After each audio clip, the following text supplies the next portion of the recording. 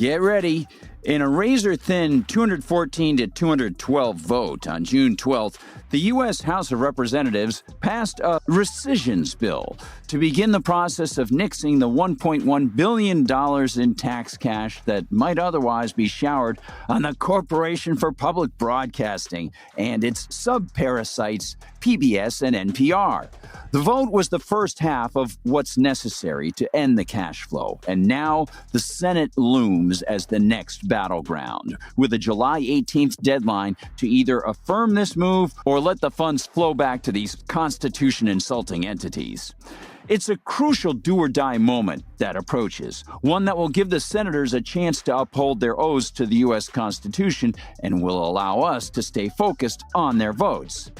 In the Corporation for Public Broadcasting, we see a government-funded media apparatus that funnels $535 million annually to outlets like NPR and PBS, a media apparatus that stands as a direct violation of the principle that the state should have no hand in shaping the press. The Constitution grants no enumerated power to Congress to fund media, public or otherwise, and a federal institution that not only takes our money but also directs that money into a politically operated propaganda machine runs contrary to our natural right to not speak, to not support ideas we find repugnant to our principles. Created in 1967 under the false guise of public service, the Corporation for Public Broadcasting mocks the founders' intent to keep government out of the Fourth Estate. NPR claims only 1% of its budget comes directly from federal grants, but this obscures the truth. Member stations, which rely on CPB funds for 8 to 10% of their budgets, use that cash to purchase NPR programming, indirectly funneling taxpayer dollars to the network. PBS, too, leans on CPB for 15% of its revenue. And then there's the political bias. In a July 3rd report, Newsbusters exposed recent examples of PBS-NPR bias. PBS, for example, saw 42 references to far right versus only one reference to far left in its coverage. And Newsbusters noted they had 6 times as many liberal political guests as conservative guests on PBS. On NPR, well, they banned coverage of the Hunter Biden laptop story, claiming it was a mere diversion, and they banned diversity of thought on climate change issues. And let's stress the less than 1% canard. The same Newsbusters report states, quote, false premise number 7, less than 1% of their operating funds come directly from taxpayers.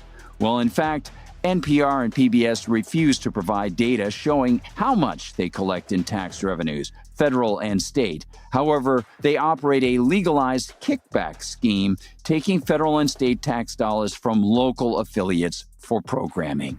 End quote. Some supporters of this multi-headed tax-fed beast claim that the public broadcasting scheme is essential for people to get the news. But the internet offers us millions of new streamers who report on myriad issues, allowing us to compare in a market-driven system by which we can show our satisfaction and help the trustworthy broadcasters thrive. And even if there were zero local or specialized broadcasters or streamers, that doesn't make it any more ethical for politicians to take our money in order to fund what we as individuals already indicated we didn't want to buy. We have the right to make our own individual choices, and that goes all the way to choosing not to buy news or to watch it. Obviously, people want news, and this is reflected in the market. One doesn't need threats and mandates from a political machine to inspire us to fund what we prefer. What's needed is freedom. And in the Senate, we'll be watching to see whether or not they end the Corporation for Public Broadcasting funding. If they do, we'll all be a little freer, that's for certain.